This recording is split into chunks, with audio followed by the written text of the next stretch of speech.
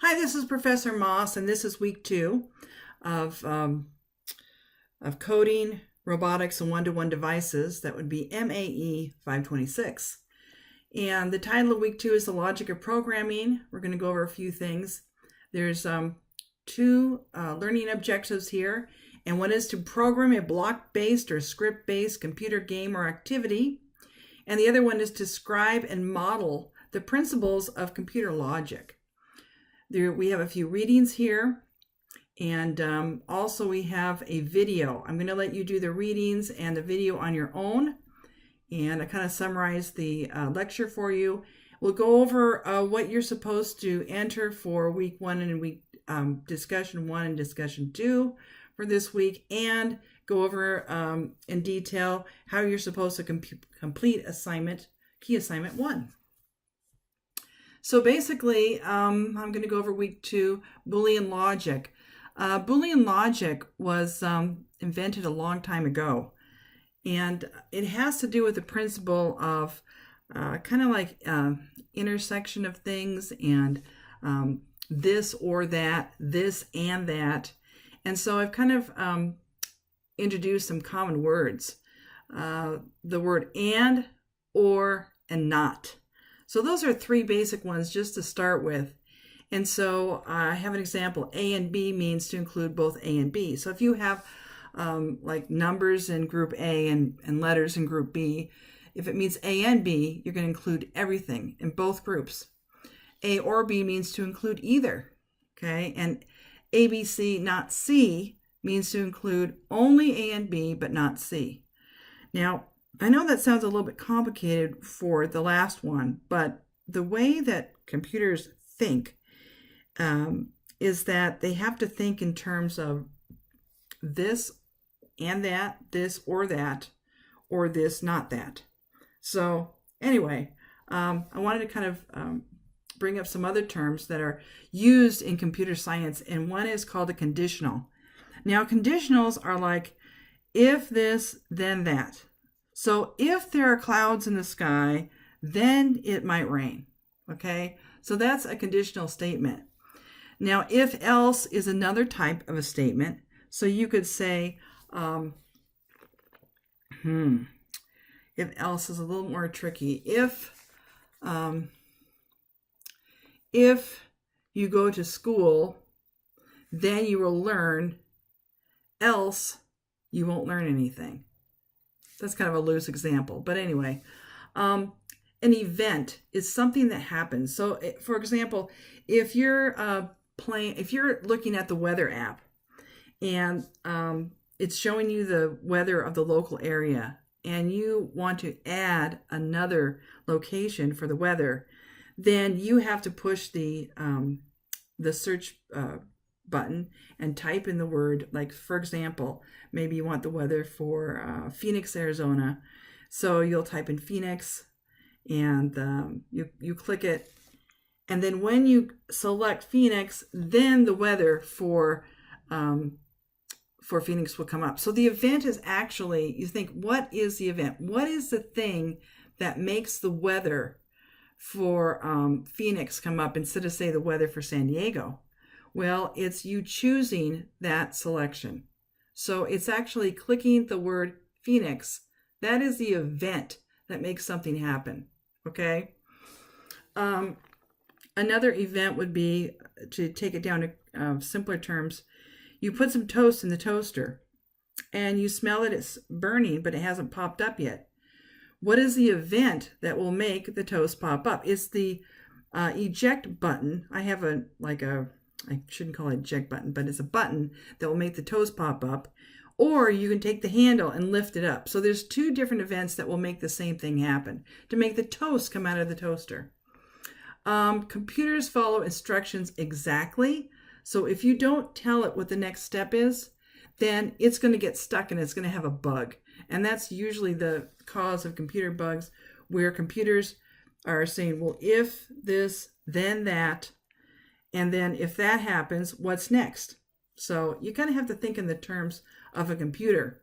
There are a glossary of terms. If you click this thing that says glossary of terms, this link, There's a whole bunch of computer terms that you can kind of look at.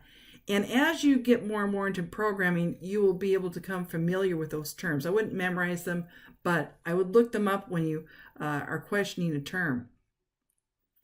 And then I have a lesson plan that you can use to teach students about Boolean logic when you click there.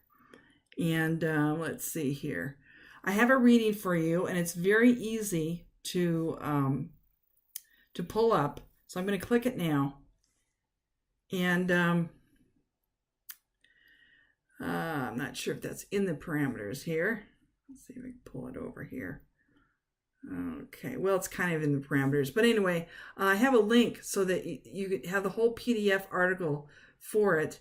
And this article is really interesting. It's about learnable programming in blocks, and how this is block programming has only come to fruition, or has only been invented or presented as an educational tool for, say, since maybe the year 2000, 2005, and has really changed or expanded the world of coding into the K-12 arena. The authors, David Bao, he is the one who created pencil code. Jeff Gray is a fellow computer science teacher who I've met, and I've gone to computer science conferences with. So it's a really good article that it's really worth reading. So let's get back to week 2 here. And let's see, going down here. We have a video, how computers work, circuits, and logic, and that's really good. And for some reason, my scroll has stopped working. Here we go. Week 2, discussion 1. It says, after you watch this week's video, how computers work, circuits, and logic, how would you teach students about computer logic? What analogy could you use to help students understand the logic process? Now think about the analogy I use for a computer event. An event is something that happens, or something the user does to make the computer do something. And I used a toaster. What analogy could you use to help students understand the logic process? Okay, so just think about it. There's all different things. I don't want to give it away, but think about the grade level that you teach, and what things that audience is familiar with. Discussion 2 is about activities using computer logic. It says, choose an activity from the popular computer science website called CS Unplugged. That stands for Computer Science Unplugged. That you could model a type of computer logic. Discuss why you think that activity would be good for your grade level, and what adjustments would you make to the activity to make it relevant to your class, and how would you blend that activity with the academic content, like to insert some kind of a merge an academic concept. I should have put some academic concept from math, language, art, or science. So I'm going to go to CS Unplugged now. And what it is this used to be a book. And it was a free book. And way back when it was first invented, it was Xeroxed and copied and given to teacher to teacher to teacher. And now they have it all on the website, which is great. It's computer science without a computer. And what it does is it helps students learn logic without being connected to the computer or distracted by what they're doing on the computer. It makes them think about logic. And I've done a lot of these exercises with my classes, and it's really, really good. And these are also good activities to use when the computer is not working right. Let me just kind of push this into the square a little bit better so you can see. So if the internet's off or the computers aren't working or something like that, you can go to the website or print out some activities from CS Unplugged and have the kids do them. And they're really, really good. There's a whole bunch of them. Let me go to free learning activities here. And one of them I'm going to pick here is line drawing, since we're kind of into lines right now. And there is actual download that you need for this. And I'm going to pull it up. Now, what this teaches kids is computers have to draw lines as pixels, as little squares. And so the lesson goes over how it would be to draw something on a grid, straight lines, and how you would do that and which blocks you would fill in. So this is a really good exercise in understanding that the computer screen is made out of little pixels, and all those little pixels are bits of information that the computer has to put the picture on the screen of the computer. So anyway, that was really good. So discussion prompt 2, you're supposed to pick an activity and then elaborate on it. Okay, now we're going to go to the key assignment, writing your first computer program. And this is going to be so fun. You can either use pencil code or Scratch. I'm going to use pencil code just because that is what you've been learning in this course so far. But if you happen to know Scratch coding, you can use Scratch as well. And you're supposed to write a computer program that has at least 10 lines of code. Now, your program can be a modified version of a tutorial or an original program created by your own. So you're supposed to submit a screenshot of your program and or type out the lines of code. It's easier to just screenshot your code. So anyway, let me go over here to one that I did. Let me just start it again so you'll know. The first thing I need to do is I need to title this, and I'm going to name it Smiley Modification. I don't know, that's not such an exciting name, but notice how the name is all one word, and that I've used camel writing, which is you capitalize the first letter of each word to distinguish one word from another, but you don't put a space in between. So I've saved that, Smiley Modification, and I'm going to use one of the exercises that are in the pencil code book called Smiley. So the first thing it says is speed. Speed 10. So I'm going to take this block, I'm going to move it up here, and notice that I'm on the, so I can see I have the split mode. Here's just the coding mode, and here's the split mode, so I can see what's going on. So I have speed 10, and then I have dot yellow 160, so that would be art dot. And then this says green, so I'm going to change it to yellow. And change this to 160. That's a pretty big dot. And then the next thing I'm going to do is it says forward 20, right 90. Forward 20. Yeah, here, 20.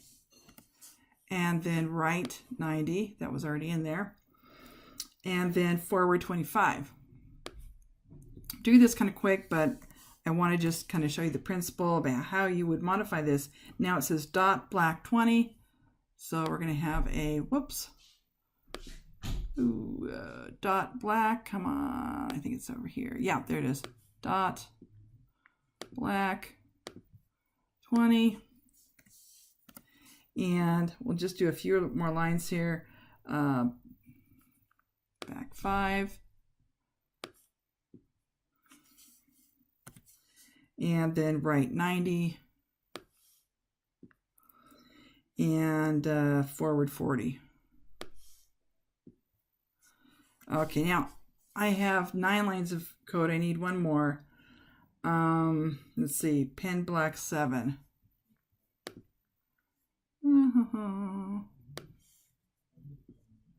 Now, I've just made this, but I can't turn this in as the assignment because it has to be a modification of this. So black pen 7. Yeah, I might as well just finish this up. I only have 3 more lines of code. Left 30.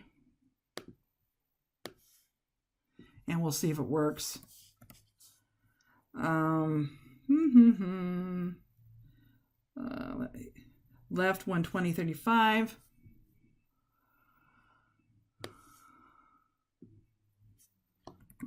20, 35. And the last line is HT. Can't remember what HT is. Let's see. It operator's HT. I can't remember.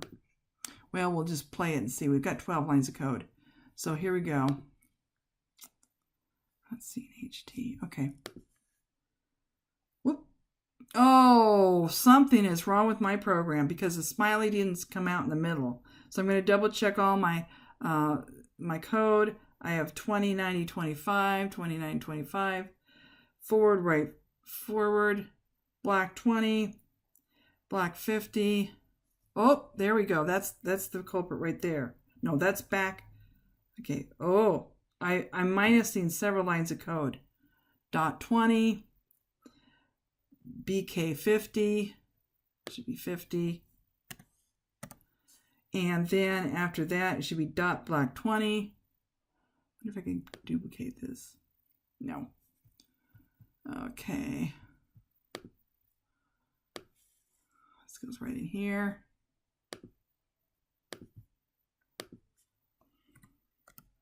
Okay, dot black 20. And then back 5. Oh my gosh. Forgot a few things there, didn't I? Back 5. And then right 90. Then forward 40. Black pen 7. Okay, let's give it a go again. Okay, now it's correct. Now, for your assignment, you're supposed to actually have to modify this. So I'm looking at this. I'm saying, okay, number one, I'm going to slow it down because I like to see it happen. And then I'm going to play it. Okay, I'm going to slow it down. That's a modification. Instead of yellow, I'm going to change it to a orange face. Okay, so let's play it. Make sure it does that. Okay, I'm going to make it bigger. I'm going to make it 250. Okay, maybe that's way too big, but let's see what happens there. Okay, so it's bigger. I'm going to keep the forward, the right. All this is for the positions of putting that. However, I'm thinking. Okay, forward, back. Okay. Forward 20, right 90, forward 25. What if I changed it to forward 30? Let's see what happens, and then I'll adjust it later.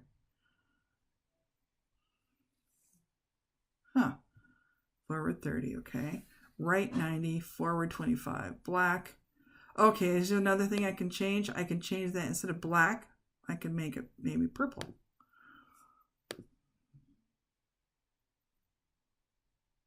Okay, now notice how I only did one of them purple. So I'm going to change the other one to purple and give it a go. So by doing this and going, step by step, you can modify something, and in the same time, you can learn what happens when you modify the code. So that's the whole thing here. All right, that's the whole point of this.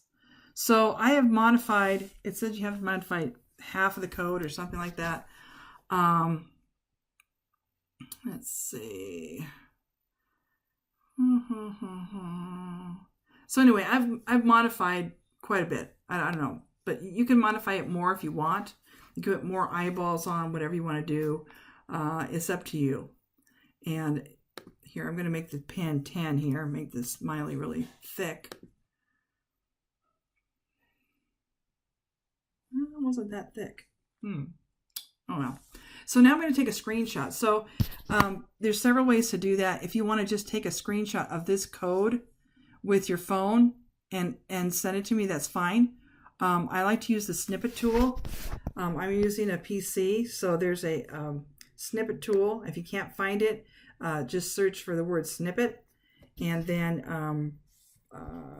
you click new, and then you just copy your code, and then you can just save that file, save as, and you can put code key assignment 1 or whatever, and save it wherever you want to save it. Okay, I'm going to save it right to the desktop and save. So then you don't really have to send me the program, the picture, but if you like, you could do that too. Do another snipping tool, new, and then give me a picture of that. And then save it as picture of code, whatever. And it's in the desktop. So those things you can upload to me. So this is just giving you a little idea of how to code and how to change things around. You can also change the order of the blocks and experiment with that. So that's basically what you're supposed to do for this assignment. It says also submit a screenshot of your program, okay, and also include the description of what your project, okay, that didn't get copied over correctly. That's supposed to say the description of your project, the purpose of your program, the programming language used, the successes and challenges you encountered in programming. So I would just say this project is to indicate this project is the students will be able to draw a smiley face. That's the learning objective. Purpose, yes, that's the purpose. Students will be able to draw a smiley face, and the description would be students will use pencil code to draw circles, move, and use the pen tool to create a smiley face. And also it says, is this the one we're supposed to have? No, I don't have to put an academic reason in here, or academic context here. And says successes and challenges you encountered in programming. Well, my first challenge was I did not do the tutorial properly. I had some numbers wrong, and by playing the program, I knew where my errors were, and I had to correct them. And successes were I was able to change the color of the eyes, and then the color of the smiley face. So that kind of gives you an idea. I hope I haven't bored you out of your wits here, but because we're just starting at the very, very beginnings of teaching kids how to code. So enjoy the article. I don't have any thing that you're supposed to write about the article or anything, but it's really a great article to read, and I'm sure you'll enjoy it. Okay, well, that's all I have for now, so I'm going to stop this little webinar thing, and if you have any questions, email me or call me or text me, and I'll see you next week. Bye-bye now.